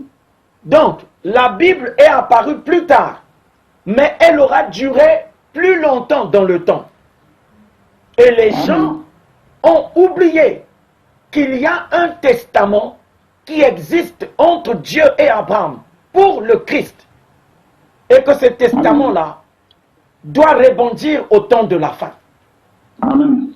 Voilà pourquoi on parle de la promesse de l'ouverture des sceaux. Amen. Vous voyez ça? Il le dit là, il dit, voici ce que j'entends. Une disposition que Dieu a confirmée antérieurement. Pour Christ le corps, Dieu avait déjà confirmé le testament là. Il y a un testament qui existe. Si cela n'était pas, alors on jette la Bible. C'est des menteurs. Amen. Mais est-ce que les gens qui lisent la Bible comprennent ça comme ça? Non, oh non, tout est dans la Bible. Non. La Bible est le testament de Dieu avec le peuple d'Israël et ceux de la foi. Amen. Mais Amen. pour le Christ, Dieu a un autre testament à part. Christ Amen. ici, il s'agit de l'enfant mâle d'Apocalypse 12, 1 à 5, 7 à 10, qui est l'héritier du règne du royaume de Dieu. Celui-là, ce n'est pas Jésus. Amen. Vous voyez ça? Celui-là, Amen. il a un autre testament avec Dieu. Et c'est son testament à lui que nous sommes en train d'attendre. Il faut que ce testament-là soit révélé. Amen. C'est un testament qui existe avant la parole. Amen. La parole est la parole et le testament du Christ est le testament du Christ. Ce n'est pas le même testament. Et c'est Paul qui en parle. Amen. Il dit, or les promesses ont été faites à Abraham et à sa postérité. Il n'est pas dit et aux postérités comme s'il s'agissait de plusieurs, mais en tant qu'il s'agit d'une seule et à ta postérité, c'est-à-dire à Christ. Voici ce que j'entends. Une disposition que Dieu a confirmée antérieurement, c'est-à-dire les 12 tribus d'Israël là ont représenté le Christ du testament antérieurement confirmé par Dieu à Abraham. Et on voit bien dans Apocalypse 12, 1 à 5, 7 à 10, dans Daniel 7, 9 à 10, 13 à 14, 17 à 18 et 22, on nous parle de cette postérité-là. Quand on parle de l'enlèvement, il s'agit de cette postérité-là. Donc l'enlèvement d'Élie, l'enlèvement d'Enoch, l'ascension de Jésus ont simplement fait une préfiguration de ce Christ-là. Il doit être enlevé. Comme on le voit dans Apocalypse 12. Vous voyez, Élie n'est pas né virginalement, Enoch n'est pas né virginalement, parce que Élie n'était pas Christ, Enoch n'était pas Christ, mais Jésus est celui qui a préfiguré le corps de Christ. Vous voyez, pour qu'il soit ce qu'il a été là, il devait venir au monde d'une certaine manière. Il devait venir au monde virginalement. Vous voyez. Or, c'était une ombre du Christ, le corps qui va venir. Quand on parle que Dieu aura une église sans tache ni ride ni rien de semblable, il faut que cette église-là vienne de la manière que Dieu a pourvu pour ça. Et le testament de la naissance de cette église n'est pas la parole. C'est scellé. Amen. C'est un autre testament. Vous voyez, Paul le dit, une disposition ou un testament que Dieu a confirmé antérieurement, c'est-à-dire avant la loi du Sinaï, Dieu avait donné des révélations à Abraham concernant le corps de Christ. Voilà pourquoi on dit qu'Abraham, Isaac et Jacob attendaient la cité, dont l'architecte et le constructeur était Dieu lui-même.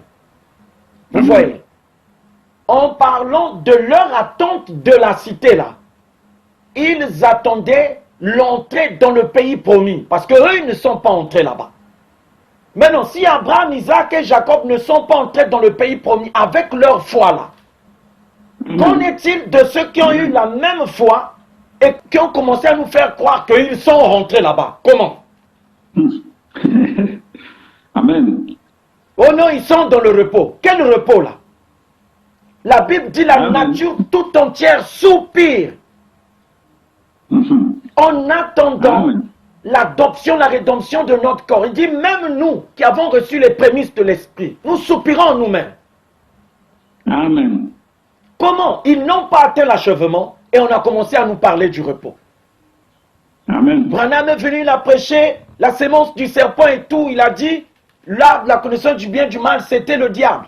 L'arbre de vie, c'est Jésus. Comment ceux qui ont mangé Jésus continuaient de mourir si c'était l'arbre de vie? Amen. Amen. Et nous découvrons que le chemin de l'arbre de vie devait rester fermé jusqu'à ce que vienne celui qui vaincra. Vous voyez Amen. ça? Et dans Apocalypse Amen. 12, 1 à 5, 7 à 10, on nous montre à quel moment celui qui vaincra doit venir. Amen. Amen.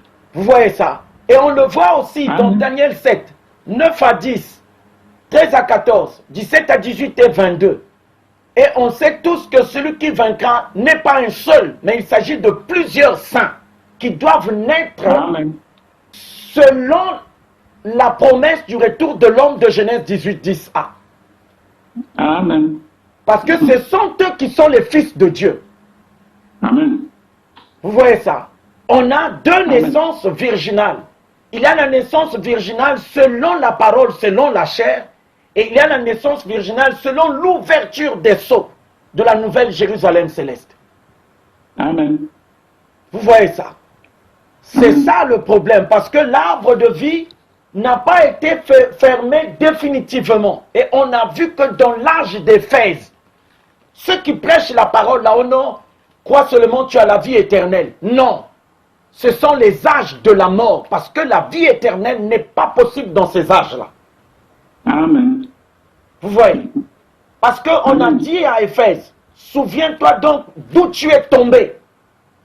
Et celui qui vaincra, je donnerai à manger de l'arbre de vie qui se trouve dans le paradis de Dieu. Donc c'est à lui qu'on va ouvrir le chemin fermé de Genèse 3, 22, 24. Vous savez, la foi nous a rendus vraiment religieux. Très religieux là. Amen. On a vécu dans les images et les ombres des choses qui vont venir. Et nous avons pris les images et les ombres là comme si c'était les choses à venir. Et là, ce qu'on découvre dans Apocalypse 12, 1 à 5, 7 à 10, c'est qu'il y a une autre naissance virginale.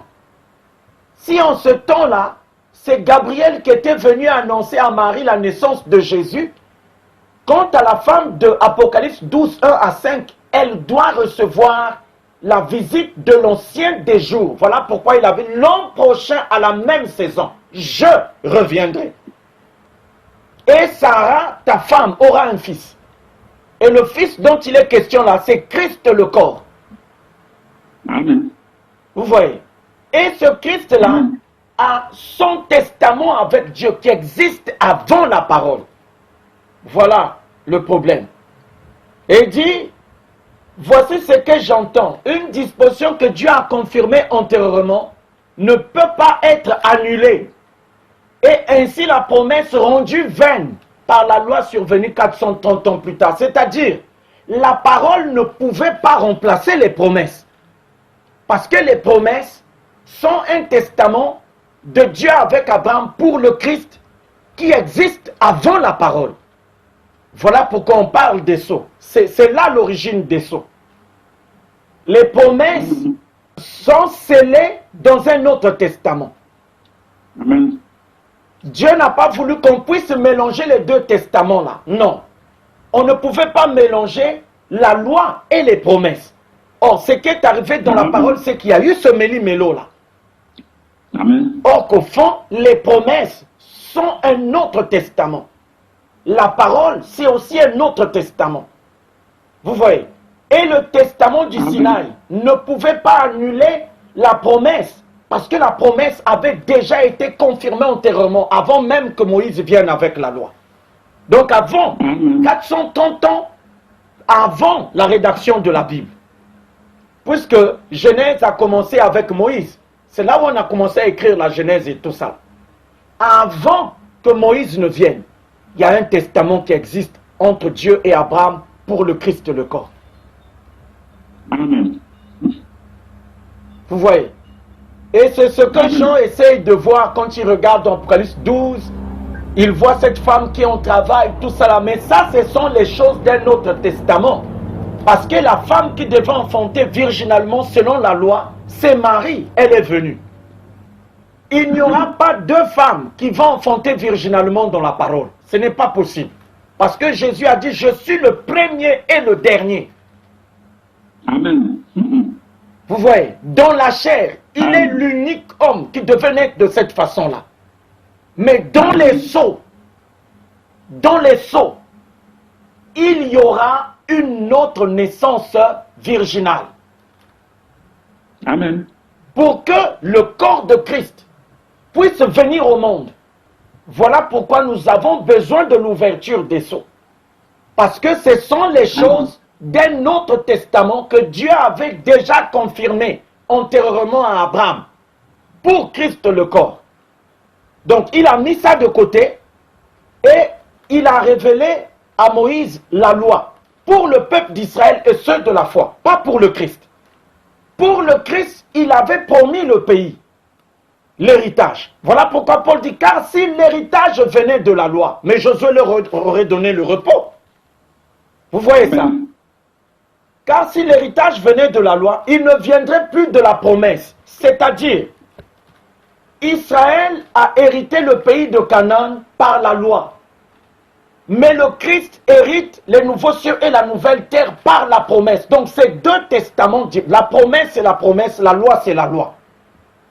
Maintenant quand on parle de la promesse, on parle des sceaux et du mystère caché. De tout le temps et dans tous les âges. Mais qui doit être seulement décelé au temps de la fin. Pourquoi? En dehors du corps de Christ, qui pourra connaître le testament de la nouvelle Jérusalem céleste? Amen. Vous voyez ça?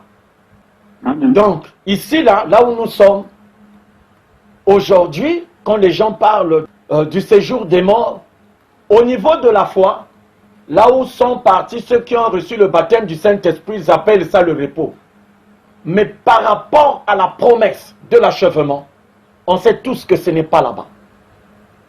Amen. Le repos, c'est là où se trouve l'arbre de la vie éternelle. Amen. Et le repos ne vient pas tant que Josué, le prophète du temps de la fin, n'est pas envoyé par Dieu pour ça. Amen. Que Dieu Amen. vous bénisse. Amen. On va s'arrêter par là. On va prier. Amen. On va prier. Amen. Je sais que j'ai touché beaucoup de points que je n'avais jamais abordés de cette façon avec vous. Amen. Fois. Amen. Et Amen. c'est le Saint-Esprit qui fait ça. Amen. Je me suis moi-même surpris en train d'entendre ce que ma bouche était en train de dire là.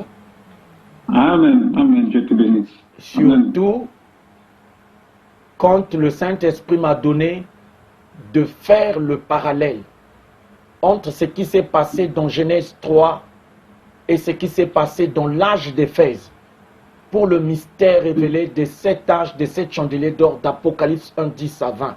C'est-à-dire ramener la malédiction de Genèse 3, 22, 24 dans le chandelier d'or. C'est vraiment quelque chose qui m'a beaucoup frappé aujourd'hui. Amen. Pourquoi? Parce que c'est l'ignorance qui fait ça. Vous voyez? Amen. Amen. Mais la Bible dit que Dieu certainement ne fera rien sans avoir révélé son secret à ses serviteurs, les prophètes. Amen. Vous voyez? Amen. La vie éternelle n'est pas possible dans les âges des 7 chandeliers d'or d'Apocalypse 1, 10 à 20.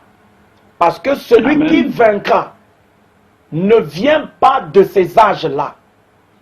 Amen. Il vient d'un autre testament, d'un autre évangile et d'une autre venue de Christ. Et il Amen. naîtra virginalement selon les sceaux. Amen. Donc même Jésus n'est pas ce Christ-là. Amen. Et que quand on parle de ce Christ, il s'agit du Christ le corps. Amen. Vous voyez, c'est quand ce Christ-là viendra que le chemin de l'arbre de vie sera ouvert. Amen. Et nous avons vu que l'arbre de vie, c'est le pays promis. Amen. On n'a pas accès au pays promis avant le temps de la fin, tant que le prophète d'Hébreux 4, 7 à 8 n'est pas appelé. Amen. Vous voyez ça? Et le repos n'est pas possible avant l'ouverture des sceaux des 7 tonnerres. Amen. Donc ici, on fait la différence entre les âges de la mort et l'âge de la vie éternelle, qui est le 8e et dernier âge de l'Église, d'Éphésiens 5, verset 27.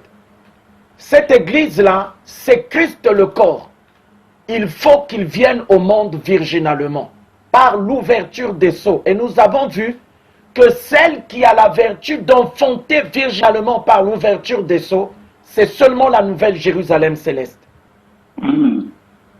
Ça n'a aucun rapport avec la Pentecôte de Jérusalem des apôtres. Et là, il s'agit du salut de l'adoption, de l'héritage. C'est le salut que Josué, le fils de Nun, a représenté dans la parole. Vous voyez ça? Et il faut que les gens puissent le savoir, qu'avec la Bible, la vie éternelle n'est pas possible dedans. Parce que avant la Bible, il y a le testament que Dieu avait déjà confirmé antérieurement avec Abraham pour le corps de Christ. Amen. Amen. Donc tant que ce testament-là n'est pas ramené à la révélation, ce n'est pas possible. Avec la parole, ce n'est pas possible. Amen. Parce qu'on nous dit que la loi ne possède pas l'exacte représentation des choses, mais seulement une ombre des biens à venir. Amen. Donc Jésus, Marie, les apôtres, tous ces prophètes-là, les rois, n'ont fait que préfigurer des choses dont la réalité se trouve dans le testament qui avait été antérieurement confirmé par Dieu à Abraham.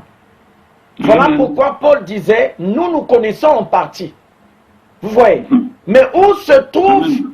le corps, la perfection de la connaissance des choses de Dieu? Ça se trouve dans le testament antérieurement confirmé par Dieu à Abraham pour le corps de Christ. Amen. Vous voyez? Lorsqu'une vierge enfante, un autre testament rentre en scène. Amen. Donc Jean a vu dans Apocalypse 12, 1 à 5, la venue du véritable Nouveau Testament. Parce que on sépare l'Ancien Testament du Nouveau Testament de Jésus à partir des évangiles de Matthieu, de Luc, Amen. de Marc et de Jean. Vous voyez Amen. ça? Maintenant, Amen. qu'en est-il de la naissance virginale annoncée dans Apocalypse 12, 1 à 5, 7 à 10 là? Quand cette naissance-là aura lieu, qu'est-ce qui va se passer? Et c'est là encore un fait, parce que on a dit non, l'Ancien Testament s'arrête à Malachie et le Nouveau Testament commence avec les évangiles de Jésus. Bon, là dans Apocalypse 12, 1 à 5, on nous annonce qu'il y aura une autre naissance virginale. Vous voyez?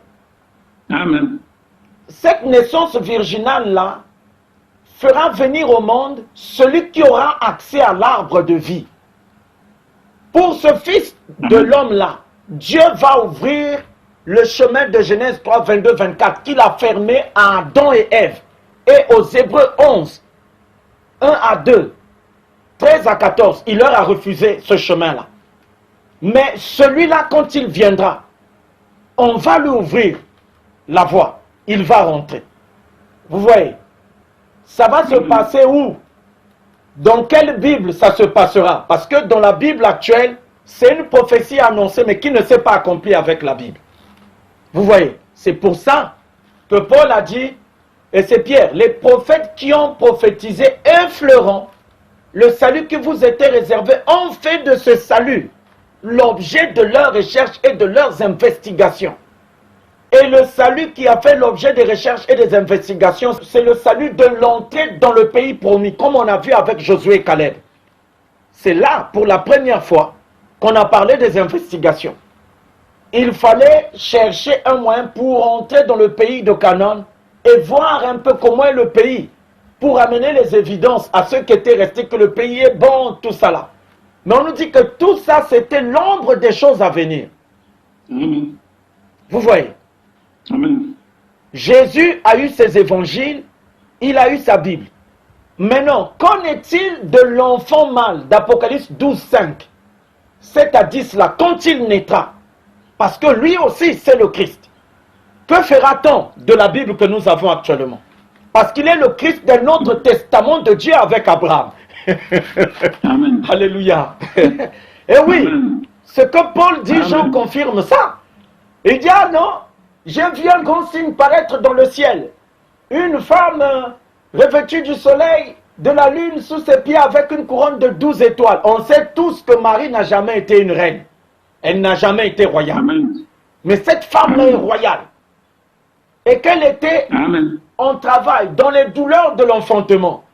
Et qu'un dragon voulait dévorer, s'est approché là parce qu'il voulait dévorer l'enfant qui va naître là. Or ça, Jésus est déjà né. Amen. Vous voyez? Et le dragon Amen. ne s'en était jamais pris à Jésus. C'était Hérode qui s'en était pris à Jésus. Mais l'enfant là Amen. aura affaire au dragon. Pourquoi? Parce que la promesse de Genèse 3,15 qui annonce l'écrasement de la tête du dragon ne s'est pas accomplie avec Jésus. Amen. Vous voyez? Mais écoutez ce que Amen. prêchent ceux de la parole. Ils disent Jésus est la sémence promise de la femme. Oh, mais Apocalypse 12, 1 à 5 vous dit que c'est faux ce que vous dites. Amen. Puisqu'il y aura encore une autre naissance virginale. Amen. Vous voyez? Et il n'y en aura plus deux dans la loi. Non, il n'y en aura plus là. Jésus a dit, je suis Amen. le premier et le dernier. Amen. Dans la parole, il n'y a plus personne qui naîtra virginalement comme ça là. Parce que Jésus est le Christ et le Seigneur dans la parole. Alors s'il faut Amen. qu'il y ait une autre naissance virginale, il faut que ce soit dans un autre testament. Et c'est là où revient le testament des promesses. Que Dieu avait Amen. confirmé antérieurement à Abraham que ce testament-là Amen. viendra, mais au temps de la fin. Amen. Vous voyez, lorsque cette femme-là enfante, Amen. son fils-là, c'est le Christ. Et c'est lui qui vaincra le dragon, à qui on va donner la verge de fer. Amen. Et on nous dit aussi que c'est l'église de l'enlèvement. Parce qu'on dit son enfant fut enlevé vers Dieu et vers son trône. Or, aujourd'hui là, on a vu, Enoch avait été enlevé. Mais il n'est jamais né virginalement, comme Jésus. Amen. Amen. D'accord? Élie avait été Amen. enlevé. Il n'est jamais né virginalement, comme Jésus. Jésus a Amen. été enlevé. Il est né virginalement, mais il n'a jamais écrasé la tête du dragon. Amen. Voilà pourquoi il est l'ombre des choses à venir. Parce que Amen. le véritable Christ qui doit vivre l'enlèvement, qui naîtra virginalement, est celui qui doit écraser la tête du dragon. Conformément à la Amen. promesse de Genèse 3,15. Qui ne s'est Amen. pas accomplie avec Jésus.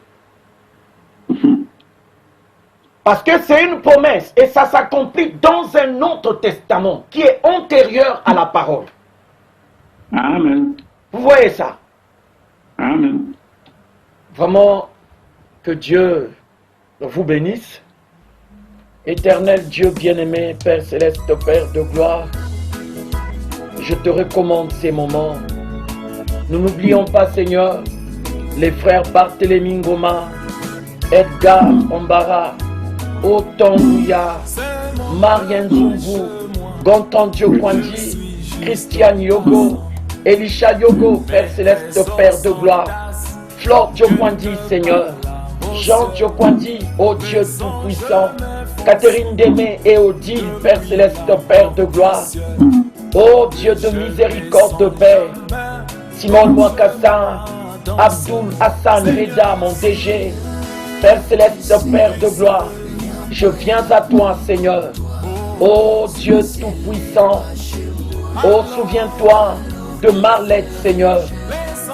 Ô Dieu bien-aimé, je te prie, Saint-Esprit de Dieu, nous regardons à toi, parce que tu n'es pas un menteur. Oh, il va venir un temps, Seigneur, où je vais commencer à écouter ta voix, me parler, Père Céleste, Père de gloire. Cela va arriver, Éternel, mon Dieu. Oh Père, tu m'avais montré, Père, qu'il y a une route qui était déjà prête, Éternel, mon Dieu. Oh Père Céleste, Père de gloire. Oh Dieu de miséricorde, Père. Qu'est-ce que c'est que cette route, oh Dieu? Tu sais de quoi il s'agit, Seigneur. Oh Père, j'ai pu voir cette route asphaltée, Seigneur, qui quittait la berge, qui fonçait droit dans l'océan, Père Céleste, Père de gloire. On pouvait, même sur la berge, oh Dieu, l'apercevoir, Père Céleste, Père de gloire. Oh Dieu, tu m'as dit, tu vois, la route est déjà prête. Éternel Dieu Tout-Puissant, nous attendons que tu accomplisses, Seigneur, le prodige de l'avion qui atterrira sur cette barge, oh Dieu. Oh Père Céleste, Père de gloire, au bord de la côte de Pointe-Noire, Seigneur, comme tu me l'avais annoncé. Père Céleste, Père de gloire, nous te recommandons toutes choses au nom de Jésus.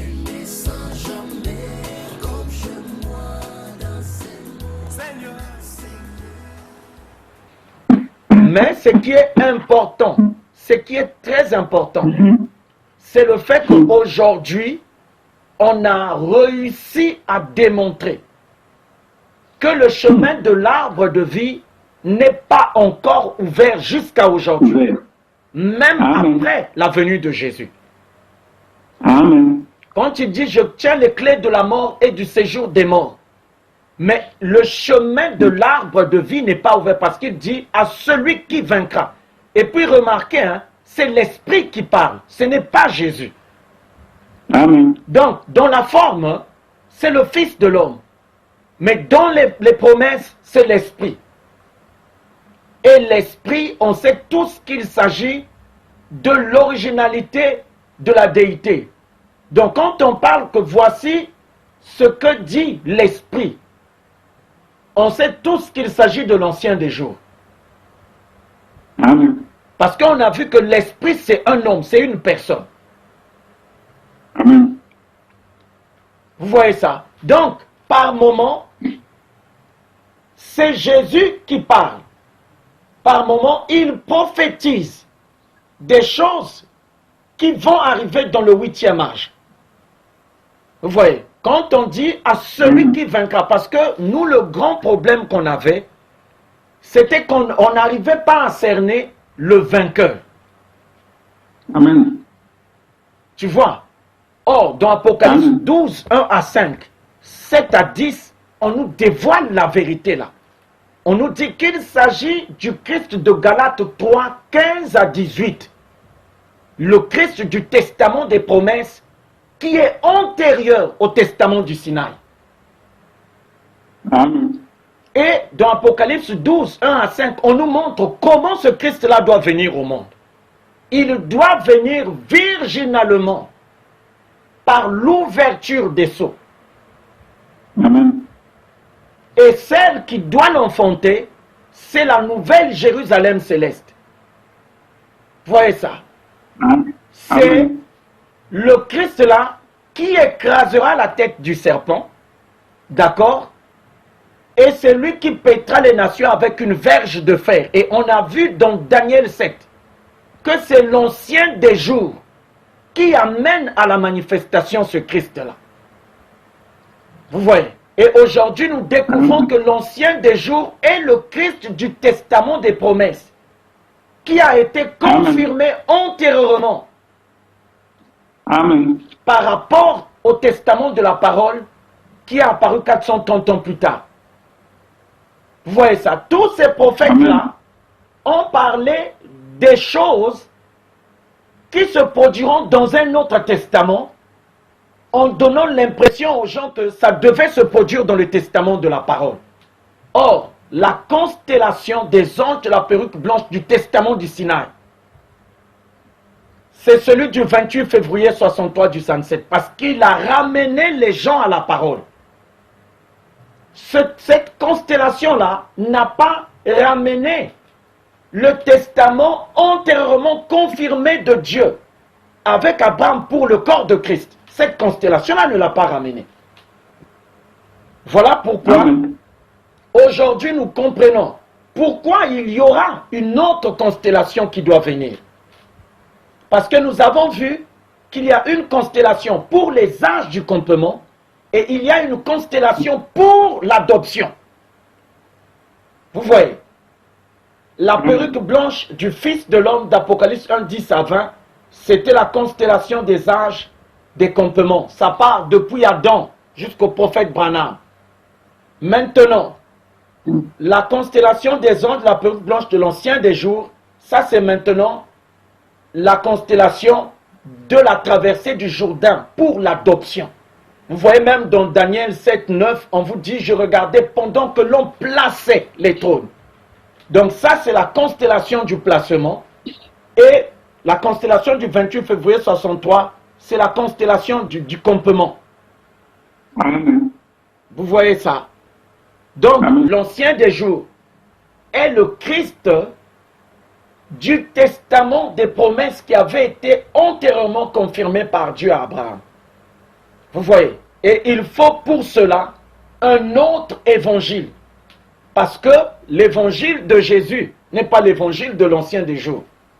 L'évangile de Jésus, c'était la foi. L'évangile de l'ancien des jours, c'est l'adoption, l'entrée dans le pays promis. Il vient pour ça. Donc, aujourd'hui, là où nous sommes, nous ne pouvons rien faire qu'observer comment Dieu est en train d'accomplir lentement mais sûrement les signes qu'il avait révélés en l'an 2000, qu'il m'avait révélé en l'an 2000, précédant la venue de la rencontre avec la constellation des anges. Vous voyez? Parce que c'est très important. C'est très important. La constellation du 28 février 63 a ramené les gens à la montagne du Sinaï. Ça a ramené les gens à la loi. Parce qu'on a même dit, de même qu'il fut donné au prophète Moïse 2 signes, William Branham ne pouvait pas ramener les gens ailleurs, en dehors du Sinaï. Amen. Vous voyez?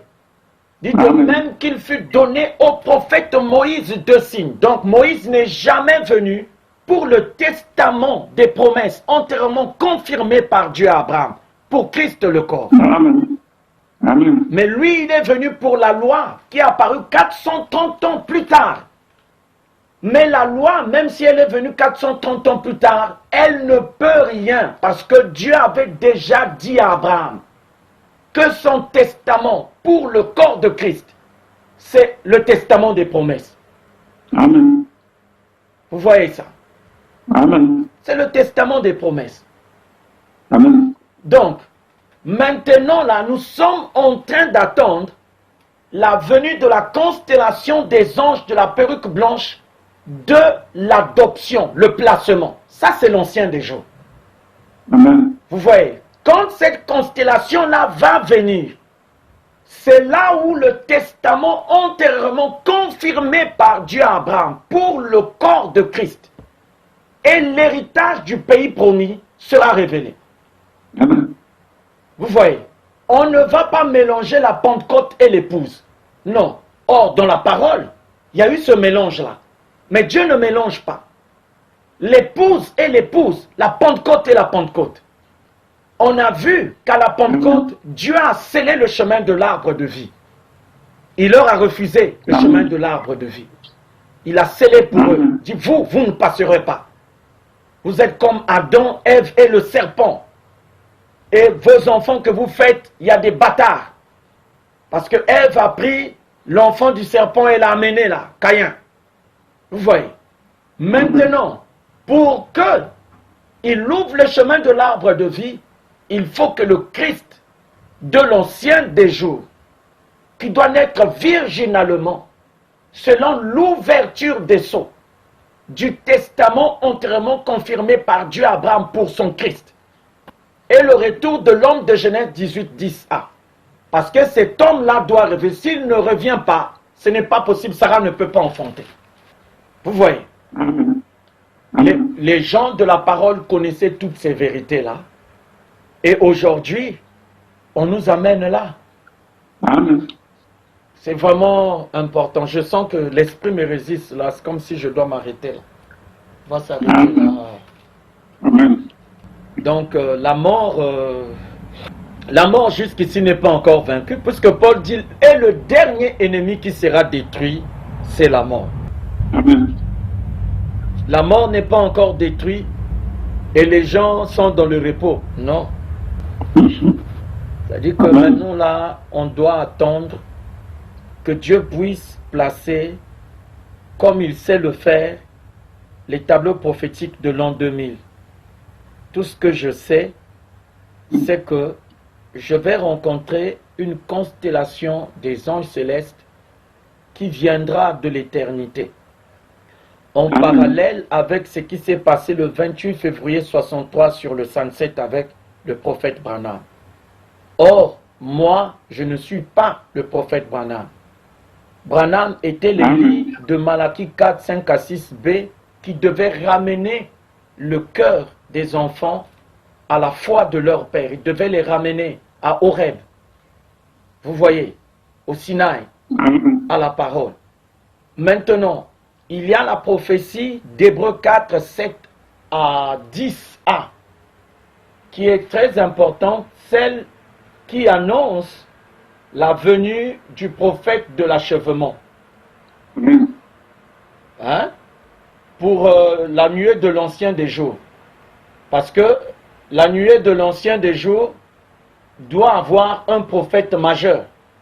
Tout comme la nuée du fils de l'homme d'Apocalypse 1, 10 à 20 a eu son prophète majeur. C'était le prophète Branham. Vous voyez? On nous dit ça ici, parce que c'est le prophète du jour du Seigneur. Or, le jour du Seigneur, c'est l'entrée dans le pays promis. C'est ça le jour du Seigneur. Quand on parle du jour du Seigneur, là, on veut parler de l'entrée dans le pays promis. Le temps marqué par Dieu pour l'entrée dans le pays promis. C'est ça le jour du Seigneur. Et l'entrée dans le pays promis n'est pas le pays du testament du Sinaï. Parce que c'est ce que Paul veut dire. Si l'héritage venait de la promesse, il ne viendrait plus de la loi. C'est-à-dire, le testament qui vous donne l'héritage détermine la nature de l'héritage qui vous est donné. Je ne sais pas si je me fais comprendre. Au Sinaï, on a donné à Israël le testament de la loi. La loi n'est pas le testament de la promesse. Vous voyez, si la loi n'est pas le testament de la promesse, alors le pays de Canaan ne peut pas être le pays de la promesse. C'est le pays de la loi. Ce n'est pas le pays de la promesse. Mais maintenant, pour le pays de la promesse, il nous faut le testament de la promesse. Or, le testament de la promesse existe déjà avant le testament du Sinaï. Il avait déjà été entièrement confirmé par Dieu à Abraham. Et c'est un testament que nous ne connaissons pas, là où nous sommes là. Voilà pourquoi le prophète Charles Price Jones disait « Aux chercheurs qui en sera digne, il sera donné accès à des choses nouvelles et fraîchement révélées. » Pourquoi?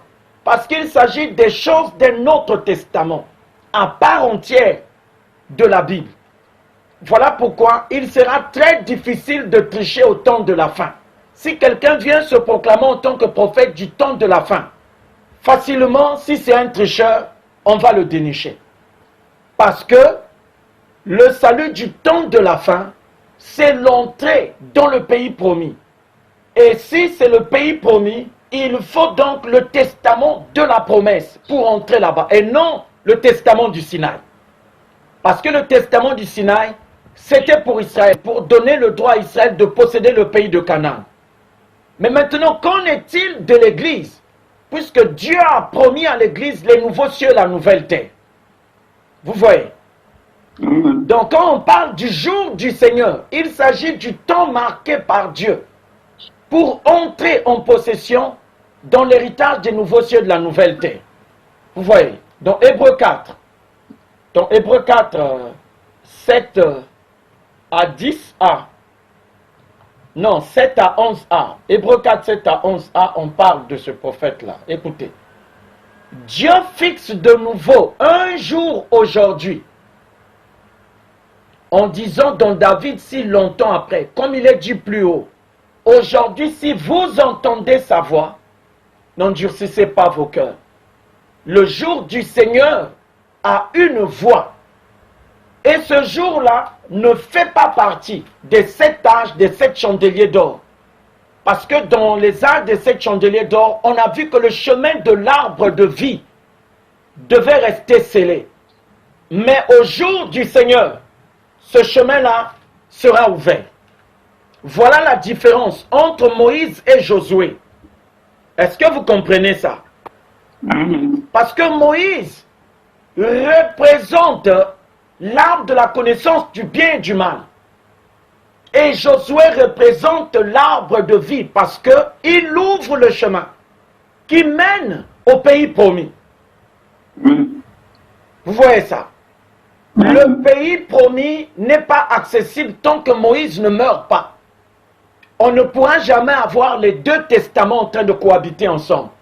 On ne peut pas avoir en même temps le testament du Sinaï et le testament de la nouvelle Jérusalem céleste ensemble. Ce n'est pas possible. Voilà pourquoi dans le temps, Dieu a révélé à Abraham que ce testament-là existe et il l'a caché et il a donné à Israël la loi jusqu'à ce que le temps de la fin puisse venir. Et on sait tous que le temps de la fin vient quand les 7 sceaux des 7 tonnerres sont décelés. À ce moment-là, l'arche du testament des promesses rebondit et à ce moment-là, le chemin du pays premier est ouvert. Vous voyez ça? Dieu fixe de nouveau un jour aujourd'hui. Voilà pourquoi on avait dit que Élie vient avant le jour du Seigneur. Amen.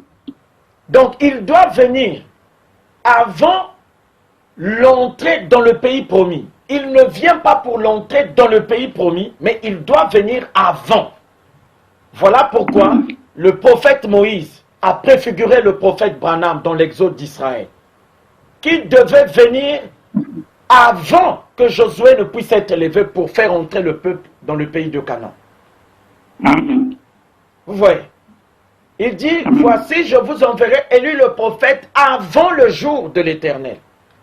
Vous voyez? Le jour de l'Éternel, c'est le temps marqué par Dieu pour entrer dans le pays promis. Amen. Et nous découvrons aujourd'hui que ce jour-là a son testament propre. Plus le testament du Sinaï. Vous voyez? Il dit, Dieu fixe de nouveau un jour aujourd'hui. En disant dans David si longtemps après, comme il est dit plus haut, aujourd'hui si vous entendez sa voix, n'endurcissez pas vos cœurs. Le jour de Genèse 2, 1 à 3 a une voix, c'est un messager, un prophète majeur. C'est lui qui doit être la voix de la perruque blanche de l'ancien des jours. Vous voyez? Car si Josué leur eût donné le repos, il ne parlerait pas après cela d'un autre jour. Parce que nous avons vu avec vous qu'Israël avait raté son exode. Ils avaient raté leur exode parce que le testament qui leur donnait le droit d'hériter le pays de Canaan, ce n'est pas le testament antérieurement confirmé par Dieu à Abraham pour le corps de Christ, mais c'est un testament qui est apparu 430 ans plus tard. Vous voyez ça? Regardez le fossé.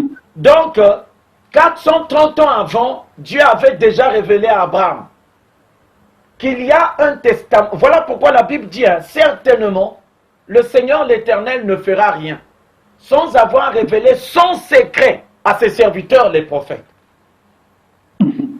Il a dit à Abraham, bon, toi tu es mon prophète, voilà le secret que je vais te révéler. En fait, là, dans 430 ans, je vais faire venir un monsieur qu'on appellera Moïse. Je vais lui donner la loi sur la montagne du Sinaï et tout ça là. Mais avant qu'il vienne, le testament qui donne le droit d'entrer dans le pays promis des nouveaux cieux de la nouvelle terre. Voilà, c'est ceci, c'est cela. Mais Abraham ne dira rien dessus. Abraham n'a jamais rien écrit, hein? Il n'a jamais rien dit là. Si aujourd'hui nous connaissons Abraham, c'est grâce à Moïse. Mais Abraham lui-même, il n'a jamais écrit un livre. Il n'a jamais écrit. Amen. Vous voyez, Abraham est parti avec ça dans sa tombe. Et Paul arrive. Des millénaires après, Paul vient et dit, oh, mais les amis, mais le pays d'Israël que nous avons pris pour le pays promis là, mais ce n'est pas le pays promis. En fait, il y a un testament qui existait déjà avant le testament du Sinaï. Mais ce testament-là, Dieu l'a caché pour le temps de la fin. Amen. Vous voyez ça? Amen. Car si Josué leur eût donné le repos, ils ne parleraient pas après cela d'un autre jour. Le jour d'entrer dans le pays promis, parce que Josué vient pour ça. Il y a donc un repos de sabbat réservé au peuple de Dieu. Le peuple de Dieu dont il est ici question, il s'agit du Christ le corps. Amen. C'est ce corps-là qui parviendra à l'achèvement pour entrer dans le repos de Dieu. Donc on n'a pas à nous parler du repos pour les morts en Christ. Comment ça? Amen. On parle du repos après qu'on ait mangé l'arbre de vie. Amen. Comment avant d'avoir mangé l'arbre de vie alors que le chemin là est encore scellé, on nous parle du repos? Alors que la Bible est claire, que la nature tout entière soupire. Même ceux qui ont reçu le baptême du Saint-Esprit, là-bas dans le séjour des bienheureux là, ils attendent la rédemption de l'ancien des jours. Amen. Comment on peut parler du repos? Non. Amen. Vous voyez? Mais si aujourd'hui nous parlons tel que nous sommes en train de parler, c'est grâce à la vision de la constellation des anges de l'an 2000. Parce que n'eût été ça, on parlerait comme tout le monde aujourd'hui. Hein? Amen. On n'avancerait pas. On ne se poserait pas des questions, on ne se remettrait pas en cause. On se dirait, ouais, c'est ce que dit tout le monde. Ah oui, comme tout le monde dit donc c'est comme ça, c'est comme ça. Tout le monde parle, non, repose-toi en paix. Quel repos là? La mort, c'est pas un repos. Amen. Tant qu'il n'y a pas achèvement, il n'y a pas repos. Et le repos n'est que là où Dieu se repose. Là où il se repose, c'est là où il y a le repos. Amen. Dieu ne se repose ni dans le séjour des morts, des ignorants, ni dans le séjour du paradis du baptême du Saint-Esprit. Dieu ne se trouve ni chez l'un ni chez l'autre. Amen. Dieu se repose dans l'achèvement. Amen. Est-ce que vous comprenez ça? Amen. Il n'y a pas le repos chez ceux qui ont le baptême du Saint-Esprit. Il n'y a pas le repos chez ceux qui n'en ont pas. Le repos Amen. se trouve dans l'achèvement. Amen. Tant que le mystère de Dieu n'est pas achevé, on ne peut pas parler du repos. Comment ça? Amen. Vous voyez ça? Il y a Amen. donc un repos de sabbat réservé au peuple de Dieu. Vous voyez? Amen. Le repos, c'est une promesse réservée, c'est une promesse. Mais non, cette promesse-là a son testament, qui n'est pas le testament du Sinaï. Amen. La preuve, c'est qu'on a donné le testament du Sinaï à Israël. Mais est-ce qu'ils ont eu le repos? Non. Si Amen. Israël n'a pas eu le repos avec le testament du Sinaï, comment nous les chrétiens, nous continuons à croire jusqu'à aujourd'hui que c'est avec la plénitude de la parole révélée qu'on va parvenir au repos? C'est pas possible. Voilà pourquoi quand on parle du repos, on parle de l'achèvement, c'est-à-dire qu'il faut ouvrir les seaux. Et quand on parle de l'ouverture des seaux, il s'agit de l'ouverture du testament antérieurement confirmé par Dieu à Abraham. pour le Christ. Amen. Amen. Ce que nous découvrons aujourd'hui, c'est que le corps de Christ n'est pas du testament du Sinaï. Il n'est pas du testament de Jésus, parce que Jésus était l'ombre du Christ. Amen. Voilà l'histoire. Amen. Vous voyez, car celui qui entre dans le repos de Dieu se repose de ses œuvres comme Dieu s'est reposé des siennes. Donc là où Dieu se repose, c'est là où il y a le repos. Amen. Si Dieu n'habite pas à Jérusalem, comment est-ce que les Hébreux pensent qu'ils peuvent avoir le repos là-bas?